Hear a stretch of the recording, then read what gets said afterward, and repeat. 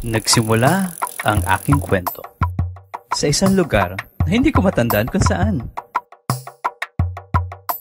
Na para bang nananaginip ako ng gising habang nagdodrawing ako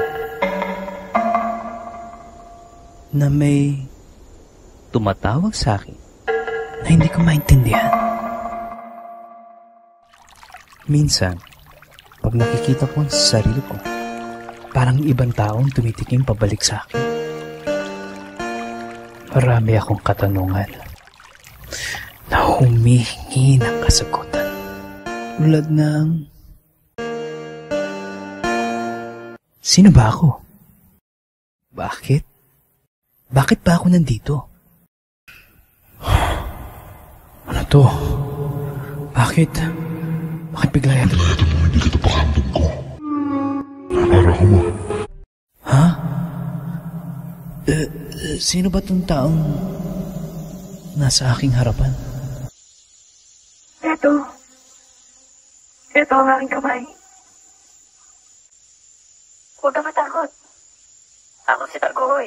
Dahil sa kanya, naging positibo ang panalo ko sa mundo. Pati na sa pakikipagkapwa-tao.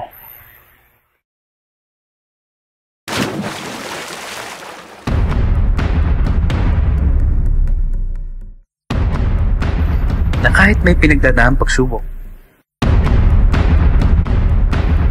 ibis makipaglaban, balugod ko tong tinanggihan.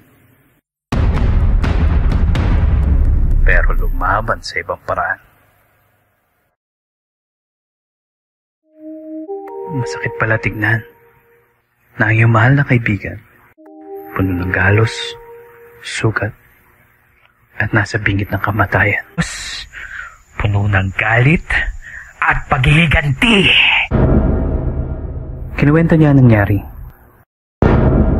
sa kanyang kapatid na pinagpintangan nagnakaw. At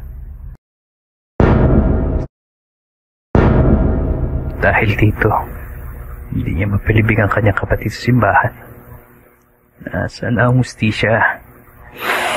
Nasaan ang ngiti ng kaibigan ko? Iba't iba tayong paraan sa pagharap at pakipaglaban sa buhay. Si Tagoy ay lumalaban para ipaghiganti ang kanyang kapatid. Ako, para ibalik, kinuha sa kanyang ngiti at saya. Nakakalungkot makita si Tagoy lumalaban.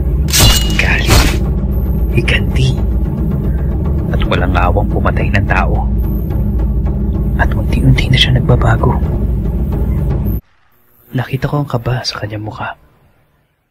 Sabi ko, dahil kay Tagoy, natuto ko maging masaya, maging makatao, maka-Diyos, at higit sa lahat, maka-Filipino.